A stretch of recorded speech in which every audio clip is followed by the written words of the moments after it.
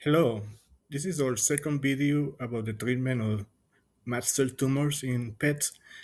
Please leave a comment in the comment section or any questions that you have.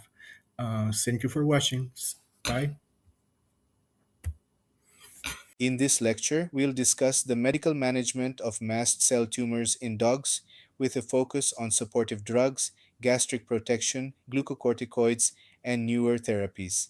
This topic is especially important for BCSE, NAVLE, and ECFVG exams because mast cell tumors behave differently from other tumors due to histamine release. By the end of this lecture, you should understand why medical therapy is essential in mast cell tumors, be able to identify drug classes and their dosages, and recognize where novel treatments like intratumoral therapy fit into clinical decision making. Mast cell tumors are unique because the tumor cells themselves release biologically active substances like histamine, heparin, and proteases.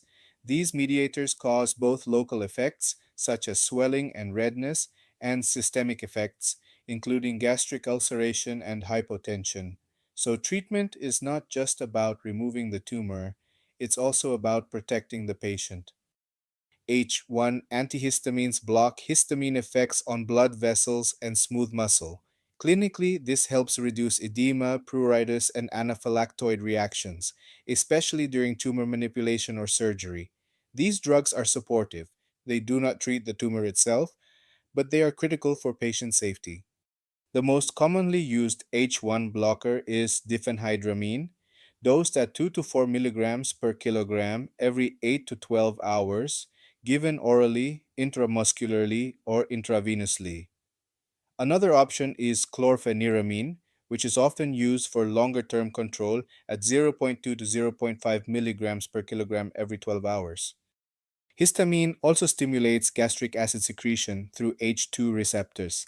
That's why dogs with mast cell tumors are prone to gastric ulcers, even if the tumor isn't in the GI tract.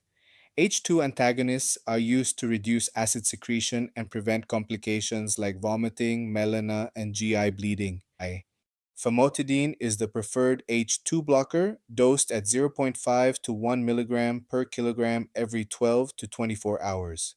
Cimetidine can also be used at 5 to 10 milligrams per kilogram every 6 to 8 hours, but it has more drug interactions and is less commonly chosen. GI mucosal protectants physically coat damaged gastric mucosa. In mast cell tumor patients, they're especially useful when ulcers are suspected or when the dog is receiving glucocorticoids, which increase ulcer risk. The most commonly used agent is sucralfate, given at zero point 0.5 to 1 gram per dog every 6 to 8 hours. It's important to administer sucralfate on an empty stomach so it can bind effectively to ulcerated tissue. Prostaglandin analogs protect the gastric mucosa by increasing mucus and bicarbonate secretion and improving blood flow. They're particularly useful for severe or steroid induced ulcers. Misoprostol is dosed at 2 to 5 micrograms per kilogram every 8 to 12 hours. One important safety note: misoprostol can cause abortion, so pregnant handlers should not handle this drug. Glucocorticoids are one of the most important drugs in mast cell tumor management. They cause mast cell apoptosis, reduce inflammation, and decrease histamine release. They are commonly used as neoadjuvant therapy to shrink tumors before surgery or for palliative care. Prednisone or prednisolone is typically dosed at 1 to 2 milligrams per kilogram once daily.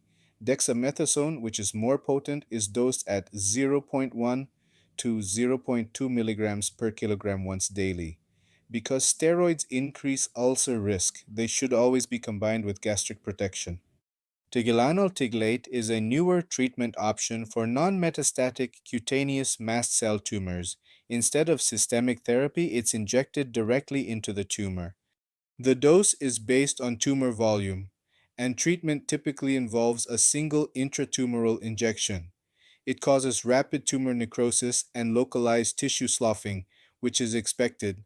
This drug is not suitable for metastatic disease and requires careful wound management afterward.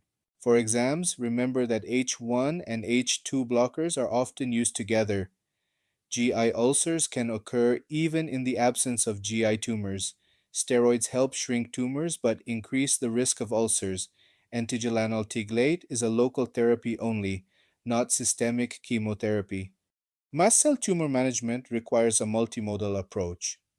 Supportive drugs protect the patient, glucocorticoids help control the tumor, and newer therapies provide alternatives when surgery isn't possible.